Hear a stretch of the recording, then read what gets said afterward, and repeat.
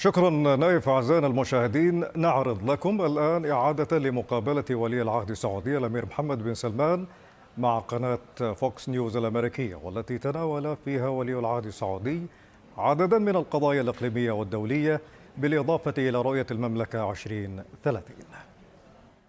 This is the island of Sindala, the first project in Neom, your Vision 2030. It is spectacular. It is really beautiful. You know, a lot of people have described you as a visionary leader. I talked to a number of your citizens, and that's how they describe you. And you didn't even plant them. That's really how they talk about you. And world leaders are saying the same thing. You've had this transformational change, every aspect of the kingdom, economic, social, cultural, religious. Can you give us some specific examples of what your goals are and how you think all of this is going? Well, simply, we have in the past few issues in Saudi Arabia and a lot of opportunities that we didn't use. We're trying to capture that and to go forward for a better Saudi Arabia. And that's what we're trying to do. And it's a big vision. It is a big vision, and we get like surprised every day that we reach our target faster, and we extend that to a newer target and a bigger ambition. So it's really exciting. Your ministers say you work them hard. Well, you can see in 2022 we are the fastest G20 country growing, and also in this year, if you take just the non-oil GDP part, we are the second fastest in the G20 growing. So it's like a fight between Saudi Arabia and India, a good fight. You're making a transition on trying to get different parts of the economy, not a heavy reliance on oil. The role of women in the society has evolved significantly. You know, you had this 2030. What do you see 10, 20, 30 years for Saudi Arabia? I will give you an example. If you look to late 70s, Saudi Arabia GDP is bigger than South Korea. And now South Korea, I think it's the 10th or 11th largest GDP in the world in 2016, and 2016 we are number 20. So that's a shame. In 1980 we was GDP number, I think, 12 globally, and then in 2016 we are number 20. So we believe if Saudi Arabia and really the perfect track, since that time we will be among the top 7 GDP globally. I'm trying to get Saudi Arabia back on the right track. You're a data guy. We can see today we are the largest, number 17 ranked as the largest GDP in the world, but in G20 we are almost ranked number 15 from 20 in just a few years. The G20, you just mentioned it. You really have become a big player on the world stage, and that G20 rail and ports deal connecting Europe, the Gulf nations, and India, why is that such a big deal? Logistics is important. If you want to manufacture in your country, if you want to move goods, it's important to have a good logistic plan. You work it with many countries, many regions, to be sure that goods pass in the right time. For example, that project will cut the time of goods from India to Europe by 3 to 6 days. Cut time, save money, and it's more safer, more efficient. So why not? And it's not about only moving goods and railways and ports. It's also about linking grids, energy grids, data, cables, and other stuff will benefit Europe, Middle East, and also India. And most of these energy, all of these energy going to be a green energy that's going to be produced in the Middle East and being exported to Europe and India. So it's a big deal for us and for Europe and for India. Also mentioned in this deal is Israel. What would it take for you to agree to normalize relations with Israel? Well, there is approach from President Biden administration to get to that point. For us, the Palestinian issue is very important. We need to solve that part, and we have a good negotiations continue till now. We gotta see where it will go. We hope that it will reach a place that it will ease the life for the Palestinians and get Israel back as a player in Middle East. There were reports that you had suspended talks. No, that's not true. Not true. So you think, if you were to characterize it, are you close? Every day we get closer. It seems it's for the first time real one, serious. We're going to see how it goes. Can you make a deal with Israeli Prime Minister Benjamin Netanyahu? Is that somebody you can deal with?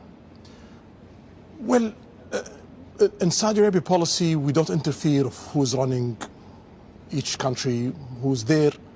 We work with him. Now we don't have a relation with Israel, but if Biden administration succeeded to make, I believe, the biggest historical deal since the end of the Cold War, then we're going to start a relationship, and that relationship gonna be continuous regardless of who's running Israel. So, I mean, he's 73, you're 38, but you think maybe there's a chance that you could deal with him? if we have a breakthrough of reaching a deal that give the Palestinians their needs and make the region come, we're going to work with whoever's there.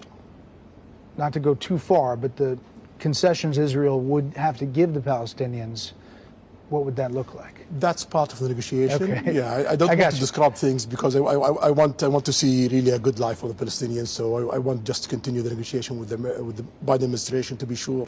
Well, on the U.S. side, would there be a defense pact maybe between the Saudi Arabia and the United States? And what would it look like? Article 5 in NATO? Yeah. First of all, we have some sort of that in the past 80 years. We are the biggest buyer from American armament manufacturing. I believe Saudi Arabia alone is bigger than the next 5 buyers from America. So Saudi Arabia is critical in your armament import economically. And we have a lot of security military ties that really strengthen the position of Saudi Arabia in Middle East and strengthening the position of America globally, especially in Middle East. You don't want that to be shifted. You don't want to see Saudi Arabia shifting their armament from America to other place. So that document, it will strengthen that. It will strengthen the interest of America, security interest, military interest, and also economical interest. And also it will save effort and headache from the Saudi side of not switching to other places. You know, there are many people who wonder why you first normalized relations with Iran, a longtime enemy who back in 2017 attacked your oil facilities, but yet not yet Israel. Can you explain that? Based on situation and politics. So we have a long fight with Iran since '79. We don't want to be that the norm in Middle East. If there is opportunity to shift that and to go to prosperity and interest and working with Iran and working with the other Middle Eastern, bringing Iran to work with the Arab world, with the Middle East, why not? So the Iranian reached to the Iraqis in 2020. The Iraqis talk to us. They start to do that kind of negotiation. We have few obstacles. China come in, solve it, and then we have a good start. We hope that continues. We're trying our best, and also what we see from the Iranians, that they're taking this very seriously and they are doing their best. So we are investing in that. That's a big change, and clearly you can see outside the box on these deals. You know, you can look to that. Are you concerned, though, Iran gets a nuclear weapon, about them getting a nuclear weapon? Well, we are concerned of any country getting a nuclear weapon. That's a bad move, and you don't need to get a nuclear weapon because you cannot use it. Even if Iran gets a nuclear weapon, any country use a nuclear weapon, that means they are having a war with the rest of the world.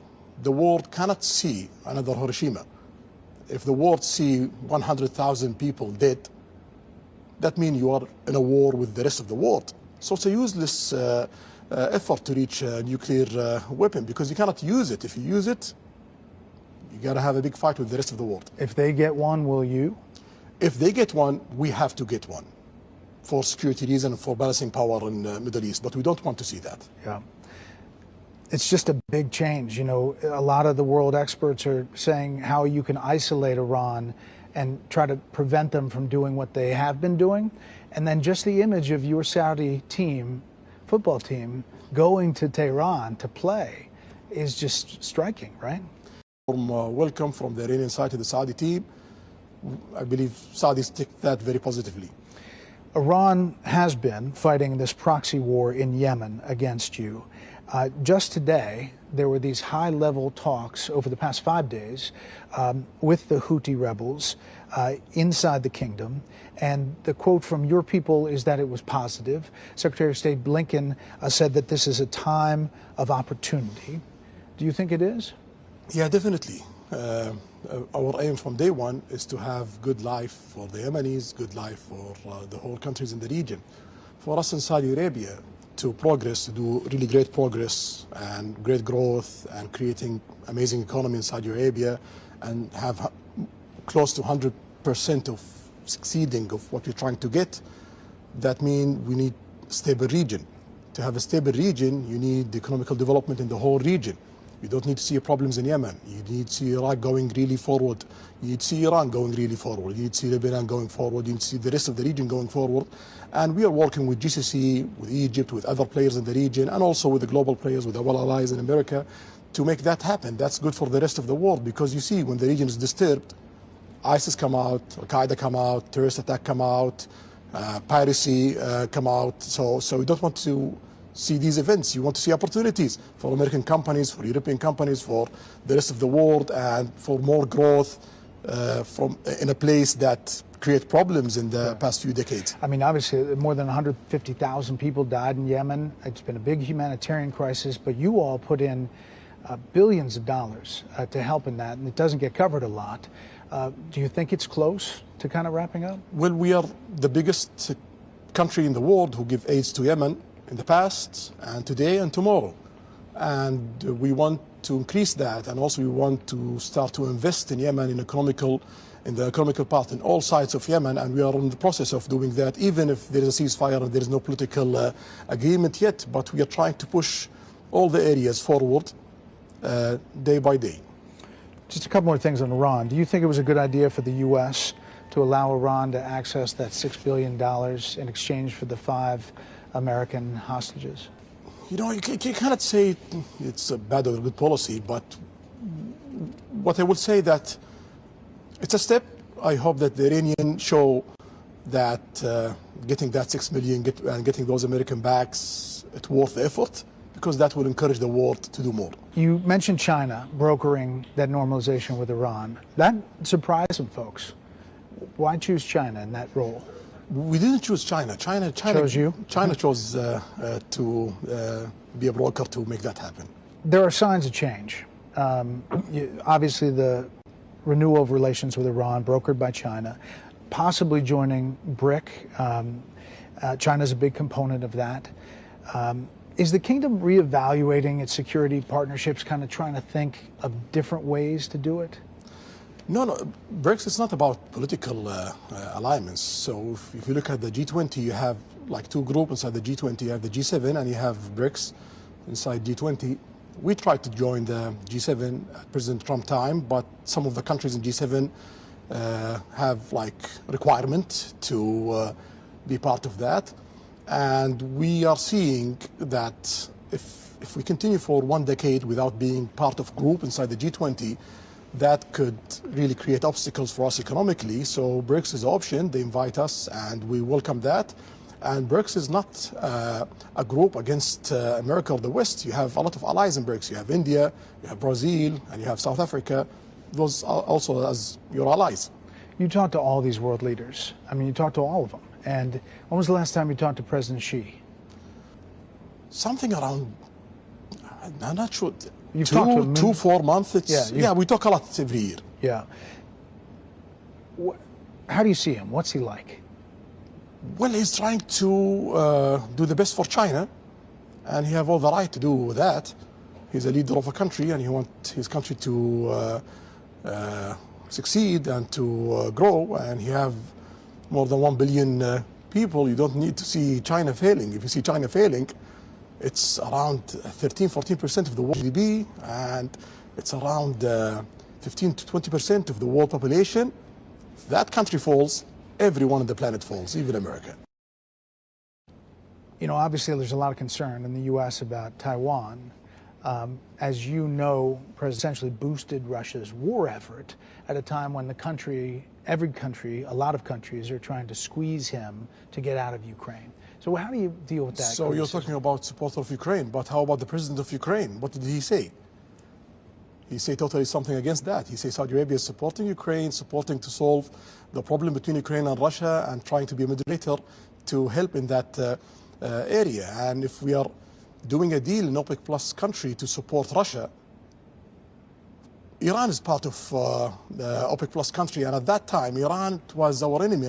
We don't have that alliance that we have today. So are we supporting Iran at that time? That doesn't make any sense. For us in Saudi Arabia, we just watch supply, demand. If there is shortage of supply, our role in OPEC Plus is to fill that shortage. If there is oversupply, our role in OPEC Plus to measure that for the stability of the market. So it doesn't have anything other than No, that. it's purely about demand, supply. It is coming up on the 5-year anniversary of the brutal murder of journalist Jamal Khashoggi in your consulate in Turkey. U.S. intelligence pointed to you as ordering that attack. I've heard you address this several times, saying you didn't order the murder, saying it was horrible and a mistake, and that as a leader you take a responsibility as a leader of the country.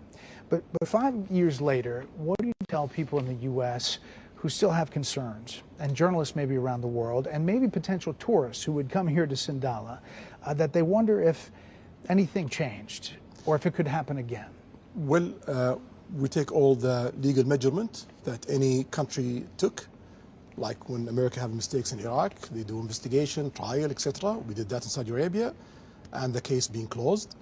And also we try to reform the security system to be sure that these kind of mistakes doesn't happen again. And we can see in the past 5 years, nothing of those things happen. It's not part of what Saudi Arabia do in the last 100 years. It was a mistake, it was painful, and we are trying our best to be sure that we reform our system to work by the book and to be sure that everyone is safe, not in Saudi, in the whole globe. Did anyone involved in the killing serve jail time? Yes. Anyone involved is serving jail time. You have to face the law. And you're trying to change the law broadly to make sentences more realistic? More realistic for us as Saudi, not for foreign people. But we believe today it's far away from realistic for us as Saudi. So we are not proud of all of our laws in Saudi Arabia. There was this AP Associated Press article that just came out a couple weeks ago with the headline that said, Saudi man receives death penalty for posts online, latest case in wide-ranging crackdown on dissent. I guess dealing with his posts on X, formerly Twitter. So one, is that true? And two, are you changing that aspect? Yeah, shamefully it's true. So it's something I don't like. Can't you change that? We are doing our best to do that. We already add a few laws. We changed tens of laws in Saudi Arabia, and the list have more than 1,000 items. And in the cabinet, I have only 150 lawyers. So I'm trying to prioritize the change day by day, but we are not happy with that. We are ashamed of that, but the judicial system have to follow the laws, and I cannot tell the judge that do that and ignore the law, because that's against the rule of law. But do we have bad laws? Yes. Are we changing that? Yes. Do you think that guy's going to get killed for the post? Well, I believe there's few steps in the trials. I'm hoping that in the next phase of trials, the judge there is more experienced and they might look at it totally different. Recently in the U.S., we remembered the 22nd anniversary of the 9/11 attacks. As you know, 15 of the 19 hijackers were Saudis. And the 9/11 victims' families, they make their feelings clear, especially around the anniversary, that they believe there's intelligence that somehow links the Saudi government to supporting or facilitating those hijackers. What do you say to those 9/11 families 22 years later? Well, I'm very sorry that anyone lose any one of his family. No one wants to lose his family, especially in a way like that. Yes, there's 15 Saudi in that, being planned by Osama bin Laden. That's well known. Osama bin Laden being planned also a lot of attacks in Saudi Arabia. So it doesn't make any sense that we work with the guy who's doing terrorist attack in Saudi Arabia in the 90s, and after that, and killing Saudis and foreign people at that time in Saudi Arabia. He's our enemy and he's the American enemy. The main attempt for Osama bin Laden, and that's by the reports, the main attempt of Osama bin Laden is to recruit as much as he can, Saudis, to be sure that he create a problem between America and Saudi Arabia. So if people in America fall to that means Osama bin Laden succeed in his plan. You're credited with going after extremists, jihadi extremism in the country. Is that still happening? The country was conservative before, and it's not only Saudi Arabia was conservative, even America was conservative before. Time change and reforms comes, and that's what's happening in Saudi Arabia. After the Khashoggi killing, President Biden called Saudi a pariah nation. Then he visited here and he had the closed fist, the fist pump. Then it's an open hand recently at the G20 with a handshake and a smile, thanking you for your leadership. It's fair to say the U.S. relationship with Saudi is complicated. How would you describe your current relationship with President Biden? The only thing that doesn't change in politics, that is changing. So always you change your politics that serve your goals as a nation. We have today great work with President Biden. We are working in the big network that we're building between India, Saudi Arabia, Europe. We are working with peace arrangement with Israel and Palestine. We have the longest ceasefire in Yemen, and there is a lot of good progress to create political solution, and we have a lot of work in security, stability in the region, also beyond in Ukraine. We have amazing work in technology, R&D, 6G investment and R&D in the rest of America, space industry, and many areas. So the agenda between Saudi Arabia and America today, it's really interesting, and we have really amazing relation with President Biden. You talk with him behind the scenes. In the U.S. right now, there's a lot of focus, even from his own party, about his age. He's 80, you're 38, as I mentioned. You've worked with him, you've met with him. What's your assessment? He's sharp, and he's really well focused, well prepared, and so that's what I see. Yeah. Are you following American politics closely? Do you? Sometime, but I don't have a lot of time.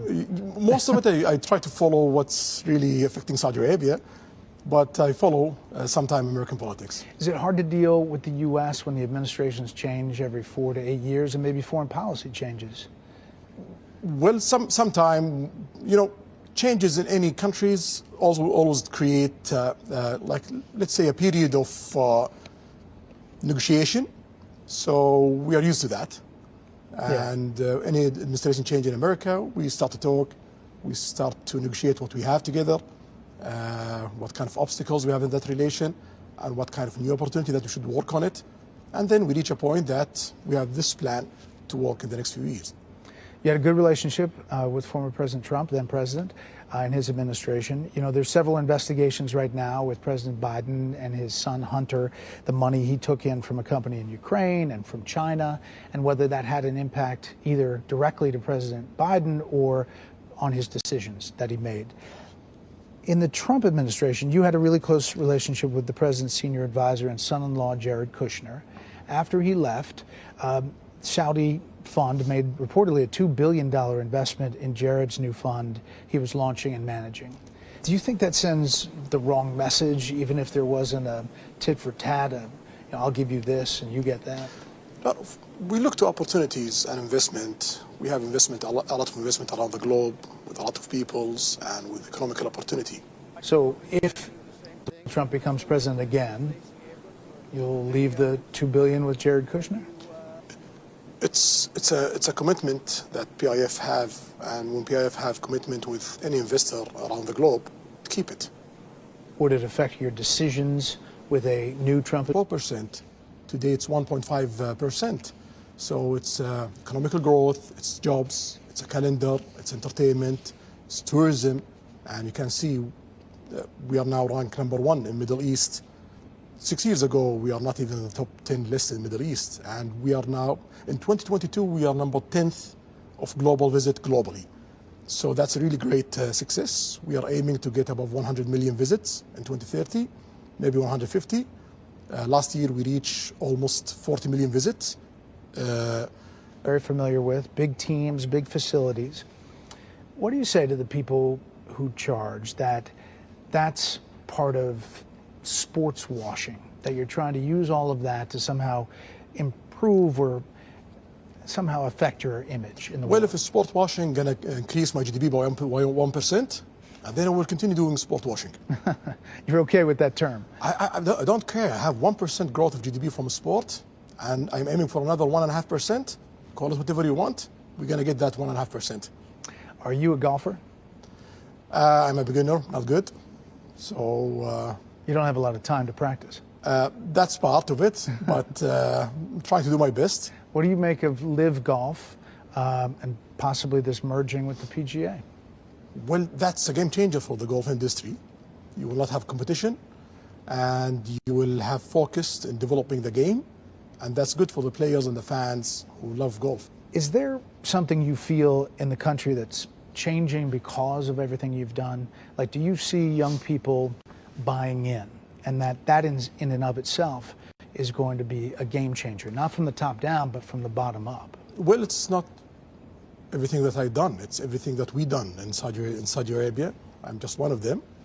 And if the people doesn't buy in, it will not work. So first rule, people have to believe in it, and everyone have to push to make all the progress that we are having in Saudi Arabia. And it seems it's going really well. We are the fastest growing country in the planet, and we have the most ambitious projects in all sectors. So we are the fastest in each industry in the planet. At some time, you will be king here. How is your father?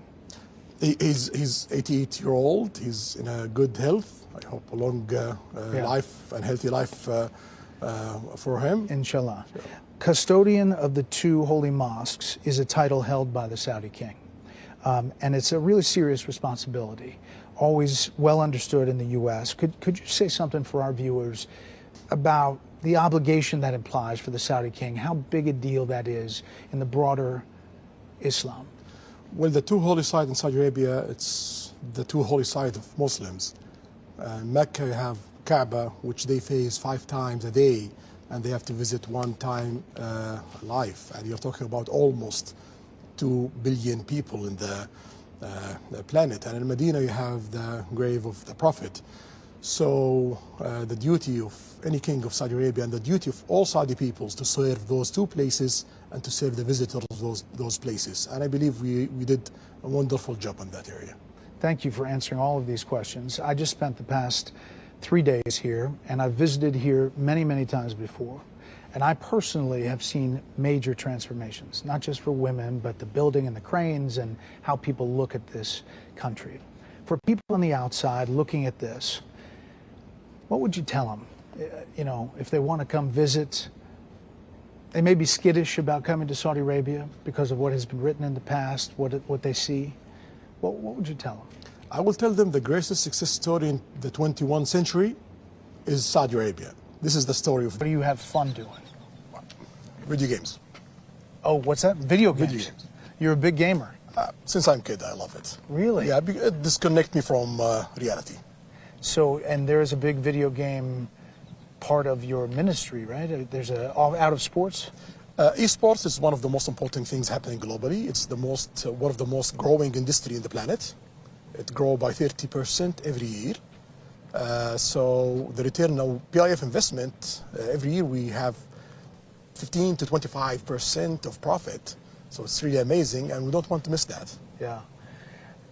When you see... It's like beating Hollywood today. So one of the streamers on esport, he have more than 2 billion views, more than the biggest Hollywood movie. It's amazing. So it's serious. And you, to blow off steam, to do something, you get on a video game? Get on it with my kids or my friend and just disconnect for a few hours. And if you're outside, what are you, a hiker? Hiker, diver, enjoying nature. That's the most thing I do outside. golfer. This is a Robert Trent Jones Jr. golf course. Well, there's a lot of small things like golf, paddle, soccer, basketball, whatever, but the main thing is hiking and diving. So the handicap, is it? Handicap plus 36. It's horrible. That's what handicaps are for. Yeah. What are you looking forward to coming up? I mean, every day is something big for you, listening to your ministers. What are you looking to the next thing? So today we are trying to close a few things that we are aiming to close it the first half of 2024. And then we're going to shift to implementation and starting preparation for Vision 2040 happening. But for us in Saudi Arabia, we don't look at that. For us in Saudi Arabia, when we do change, we look to our needs, to our people needs, and to our economy needs. If it changed perspective positively, great. Yeah. We really appreciate the time. Shukran. And we look forward to seeing where Saudi Arabia is by 2030 and beyond. Thank you. Thank you, sir. Thank you. Yeah. لمتابعة المزيد من الأخبار والبرامج والقصص الإنسانية والوثائقيات والتقارير الإخبارية، لا تنسوا الاشتراك في قناتنا على يوتيوب، الضغط على زر الإعجاب وتفعيل جرس التنبيهات.